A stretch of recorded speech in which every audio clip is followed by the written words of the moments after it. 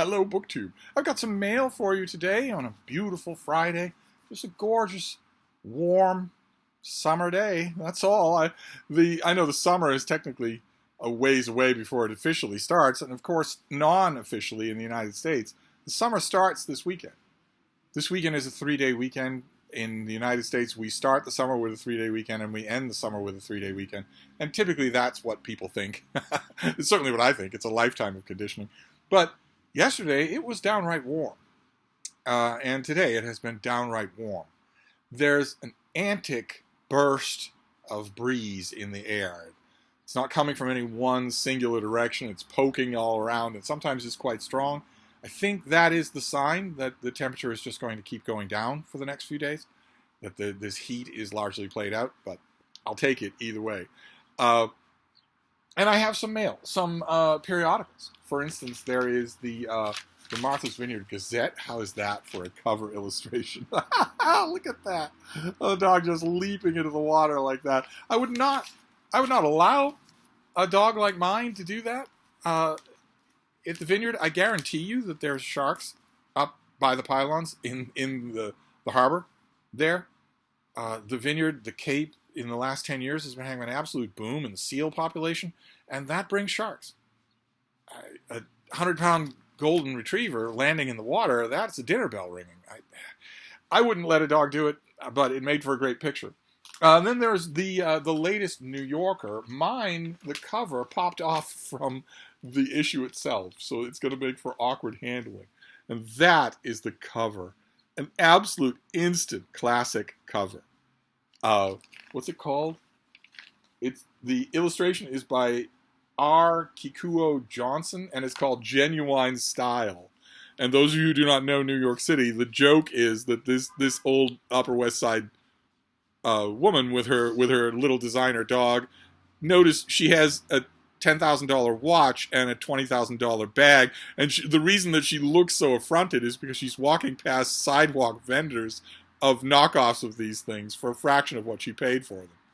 And I think the whole thing is just so confidently, wonderfully done. Even down to the huge amount of blank white space here, it just works. Just completely works. But this issue is also has a lot of bookish content. A lot more than usual. Unfortunately, one piece of its bookish content I will not read, which is a shame because it's on the subject that has come up on this channel many times before, on Bro Watch. Blinkist, the stupid 4-pay program where you get their summaries of works of literature so that you don't have to read them yourself because you're busy out founding your empire. But Ali Abdaal has told you that you need to read, so you don't want to read. You don't want to actually read. So you pay Blinkist to tell you the gist of the dumbest books in the world. And you would think that I would want to read that, but the article in here, where is it here? Yeah, the article on Blinkist, there's a long article in this issue on Blinkist, but it's by Anthony Lane.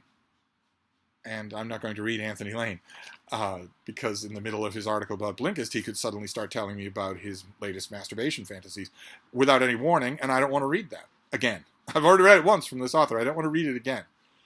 I want Anthony Lane to not be writing for The New Yorker, or I want Anthony Lane to apologize for putting pornography in his review of a children's cartoon, and he's not done either. He has not apologized, and he is still working for The New Yorker. As long as that's true, I'm not going to read his prose.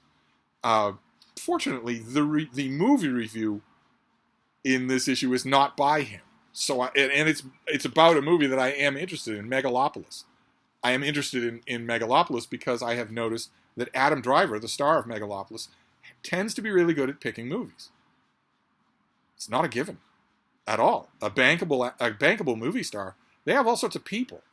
Reading scripts, approving scripts, handling the shape of their career. You can't always count on them being in good movies. And I would say there's no such thing as a surefire bet, but Adam Driver usually, no matter what the movie is, even if something that doesn't look like it would interest me, if he's in it, usually that means that I'm going to enjoy it. And that movie is reviewed by Justin Chang. But there's also a review in here by Thomas Mallon. I don't particularly like Thomas Mallon's fiction, but I like his nonfiction. And he reviews in this issue Garth Rhys Halberg's new book. which is getting all the major reviews. I mean, it's one of the biggest fiction releases of the year. It's getting all the major reviews, and a lot of those reviews are not particularly favorable.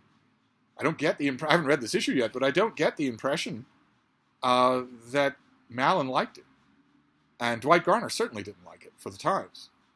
We will wait for the Wall Street Journal to weigh in. So there's other things in here that I will read. It's just a little bit of a shame that a long article about Blinkist is something that I won't be reading. And then to finish off the periodicals here, we have the TLS, the Times Literary Supplement, which is the greatest literary journal and also one of my favorites because it so often gives space to so-called Steve books that a normal book review would not touch with a 10-foot pole. God bless the TLS for doing that sort of thing, for reviewing scholarly work, is basically what I'm talking about. They review scholarly work, but they are a popular publication. And that almost never happens anymore. But usually the thing that I read you in the TLS is a letter, or something from the letters page. And I want to read you something today. It's on a subject that we have talked about many times on this channel. I have said many times that no matter what the temptation is, you, the author, should never respond to a review of your work. Never. You can do it in private, drunken, with friends, but don't send a letter. Don't do it. There is no way it can redound to your credit. None. If the one circumstance in which a letter is acceptable is if there is a factual error in the review that was not caught by the editor. Okay, fine. Then have your publisher send a note to the editor of the literary review asking for a correction. Lots of authors don't like that, though. They don't like it because they know rightfully that no one reads the corrections. They want to make a higher profile newspaper wrapped across the nose of the reviewer. I understand that impulse, but you should never, never do it. And an author does it in this issue of the TLS. The author is Alan Bratton, whose debut novel, Henry Henry, has just recently been published. I thought it was quite good. And I thought that the review in the TLS, I read the review in the TLS, and I thought the review in the TLS was poor. I thought that it misread and misserved the book. When I read the review, one of my thoughts, in fact, I think I wrote it in the margin of the review, is this certainly won't please the author. Ordinarily, dream come true for your book to get reviewed in the TLS, for Pete's sake. It's not the widest readership of readers, but it is the some of the most serious readers on earth read this. And I was right. It didn't please the author, and the author wrote a letter. Philip Womack's review of my novel states that, quote, there are also more than a few hat tips to Evelyn Waugh's Brideshead Revisited, not least in the courtesy title given to the protagonist, Hal, the Earl of Hertford, which refers to Waugh's Oxford College. I noted this as well. I came to the same conclusion that the author does. In fact, this is the author speaking again. In fact, Hal is the Earl of Hertford.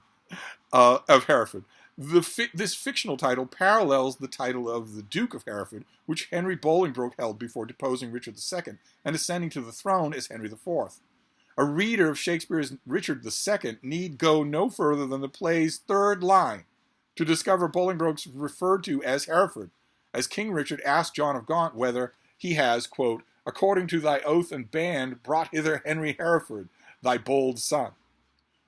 In his hunt for allusions to Brideshead Revisited, the reviewer seems to have missed much of Henry Henry's refiguring of Shakespeare's text and medieval history. The review claims that, quote, Henry Henry doesn't comment on or really advance our understanding of Shakespeare's Henriad. Perhaps, after advancing his understanding of the Henriad by visiting the plays, Womack might discover in Henry Henry a good deal of the commentary for which he pines. Okay, all right. I'm sure that felt good to do. But notice the feeling that you're having in your own head. Like me, you read that letter and you think, all right, well, that's completely justified. The reviewer just plain got it wrong. The reviewer missed something that should have been obvious, and the editor should have caught it. I'm not saying that the editor had to have read Henry Henry, but it'd be nice if the editor had read Richard II. Okay, fine. Good catch. You couldn't find somebody else to write the letter? Even if you dictated it yourself? You had to write yourself. The fact that the author wrote himself is the thing that's producing the other reaction that you are currently having, which is, well, aren't you a bad loser? I mean, your book got reviewed in the TLS. That certainly accounted for a few sales. Yes, you're nitpicking, and in this case, you are nitpicking correctly. I doubt very much that Womack will write a response. I doubt very much that any reviewer would write a response when caught with their pants quite so thoroughly down. It still looks bad. Find somebody else to write the letter. Get your publisher to write the letter. Something. Something. The author, Bratton, surely knows somebody who could write this letter on his behalf instead of him whining in the letters page himself about how he doesn't like the review that he got in the TLS. When 95,000 people writing novels in 2024 are not going to get reviewed in the TLS. Anyway, been through that point many, many times. I look forward to really scouring all of these things. We don't really scour the Vineyard Gazette. I still will enjoy it. And then we have 2 packages. No boxes. One of these packages is a huge vacuum seal thing here. So let's see what this is. Probably a finished copy. I'm really hoping that both of these things are finished copies. Oh, great. Fantastic. Yes, this is a finished copy of something that we've seen before on this channel. This is Richard King. This is his book, Sailing Alone. This is the finished copy from Viking. Yes, from the folks at Viking. A book about what possesses people to sail alone in the world. To go out on a sailboat and sail. I'm not talking about, just down the coast or to the next town or to the next marina. I'm talking out into the wilds of the open ocean alone. Which I have done. I found myself reflected in a lot of the moments in this book, especially the quiet moments. There are a lot of quiet moments. Your mind automatically reflects on the non-quiet moments. Because when you're sailing alone, especially in the pre-GPS, pre-satellite monitoring era, you could easily get caught by bad weather. And that's a serious thing when you're sailing alone. Very serious. Even today, it's easily possible to get caught by weather. And that's when you've got a crew. Alone, it's just you. But there are still lots and lots of quiet moments. Lots of them. Long stretches of them where it's just you and the water and the sky. And your provisions, which you keep an eye on. You have to keep an eye on your provisions, especially your water. I found myself I saw myself in a lot of the stories in this book, but what a book. This is so good. You don't have to have spent a single moment standing in a dinghy to love this. It's just high adventure from beginning to end and wonderfully written. Very glad to have a finished copy. And then we'll move on to the other package here. And then we'll be done with the mail. No idea what the mail is going to be like this weekend. It's a 3-day weekend. It's a holiday weekend. I have noticed, and I never begrudge it, that often there'll be no mail on the Saturday of a 3-day weekend. There's not going to be any mail on Monday. But often I've noticed there'll be no mail on Saturday either, and I don't begrudge that at all. That maybe just quietly the U.S. Postal Service wants to take the day off and have a nice long weekend. The postal workers certainly deserve it. So there might be no more mail until next week. Great. Okay. I was contacted about this thing by the publisher, and I immediately wanted it. Oh, this is going to be tough, though. This comes out in late September. This is by Wright Thompson, and it is called The Barn, The Secret History of a Murder in Mississippi. And this isn't just any murder. This is Emmett Till, a story that I know really well. I've reviewed a book about Emmett Till. I'm going to review this thing. No doubt about it. Let's see here. This is a deeply researched and revelatory account of the 1955 murder of Emmett Till, a barely teenage boy murdered over the course of 4 hours in the Mississippi Delta for the crime of whistling at a white woman. Emmett Till's murder is viewed as a watershed moment in the modern civil rights movement, bringing massive national attention to the perils of being black in the Jim Crow South. And yet, fundamental truths about the murder, from where exactly it took place to how many people were there that night, have been obscured from both local memory and national history. Ooh, so it's going to be a little revisionist. Ooh, isn't that interesting? Thompson's family farm in Mississippi, the author's family farm in Mississippi, is 23 miles from the site of the notorious murder. A barn now full of holiday decorations and hunting gear, but it wasn't until he left for college out of state that he learned the first thing about it. In what is seen by some white Mississippians as a betrayal of his own Delta planter family tree, his journalistic masterpiece shines a bright light into his homeland's darkest shadows, tearing down the fictional nostalgia and lies of racially harmonious Delta that he and so many other Americans were taught. Okay, well, here in the heart of abolitionist Boston, I was never taught that. That's interesting to know. This book illuminates the truth in all of its horrifying detailing. Okay, it's the pub sheet. I'm not saying you have to be hyper aware of repeating words, but detail and detailing are right next to each other. Horrifying detailing how a group of people all ended up in the same barn on the same night in 1955, and how forces ranging from the international imperialist economy to hyper-local racial tensions and loyalties converged in the aftermath to cover up a child's murder. This barn, the site of one of the most notorious civil rights murders in history, was essentially erased, continuing an American tradition of burying our darkest moments. Thompson paints vivid portraits of those complicit in the corrupt trial and inevitable acquittal of Till's murderers, Roy Bryant and J.W. Millen, which featured missing key witnesses and a jury of locals with generations of connections to the murderers. The author delves into the depths of the racist caste system in Mississippi's history, from its roots as a wellspring of black death and white wealth to a region left behind after the Civil War, resentful towards change and clinging to its diminished role in the global economy. The author details, how the organizations and individuals working tirelessly to keep Till's memory alive, including his cousin and best friend, Reverend Whelan Parker, the last living witness, whose mission was catalyzed by Mamie Till Mobley's brave decision to keep her son's casket open. She insisted, show the people what they did to him. And in doing so, sear the crime indelibly into American consciousness. Perhaps most crucially, we learned the very human details of Till that are omitted from history textbooks. His family endearingly nicknamed him Bobo, he spoke with a stutter, and he loved dogs, his family, and praying planks. Okay. I hope this is a huge hit. I hope it's good. First of all, I hope it's good. What do we know about the author? That might give me a hint as to whether or not it's going to be any good. He wrote Pappyland.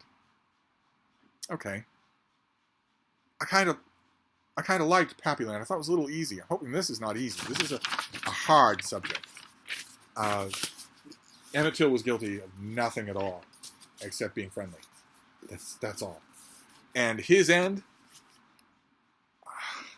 this pub sheet calls it a murder. Of course it was, but his end went on and on. The details of it that can be reconstructed forensically are just horrifying. I read a huge amount about it when I was commissioned to review another book. I'll try to remember to leave a link to that review if I can find it. I confess I don't remember the name right now of the book. But I did a huge amount of reading. I wanted to make sure that I had the author dead to rights on what he was saying right or wrong. And it's a tough subject. It really is. And here it has a new book by a person who has skin in the game. How interesting is that? Okay, well, there you go. That is our mail. The Barn, coming out in September, and Sailing Alone, which I think is out already. Great. Fantastic. So there's that, and there's the Penny Press, which I'll be reading these things. I'll be loving them. I'll also be writing about them for Steve Reads, my new Substack revived literary blog, Steve Reads, which a number of you have been joining, and that is just, I have been loving that. I'm very much honored by that, and very much enjoying writing for this kind of an audience. And, I'll probably write about some of these things for that once I get into the details of them. But that is a bit of the mail. We'll see whether or not mail comes tomorrow. My money is on no. But I'll wrap this up for now, and I will see you then. Thank you, BookTube.